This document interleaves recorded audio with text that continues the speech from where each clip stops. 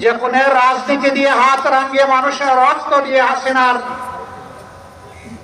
রাজনীতির নতুন উত্থান হয়েছিল, তাদের হাতে এক সময় যারা সকলেই মজলুম ছিলাম, রাজপথে আন্দোলন করেছি, সংগ্রাম করেছি, তাদেরই একটা অংশ আজকে সরকারে যাওয়ার পরে অতীতের সব কিছু ভুলে গিয়েছে। কেন আজকে এই দাবি বাস্তবায়নের জন্য আমাদেরকে সোহরাওয়ার্দী উদ্যানে আসতে হলো? তারা জাতির সাথে বিশ্বাসঘাতকতা করেছেন, এই কারণে আসতে হলো। তারা স্বীকার করতে বাধ্য হয়েছেন জুলাই সনদ বাস্তবায়নের কার্যকরী আইনি পদ্ধতি হিসাবে গণভোটের কোনো বিকল্প নেই। এই জন্য সেই গণভোটের প্রস্তাব তাদেরই একজন করেছিলেন।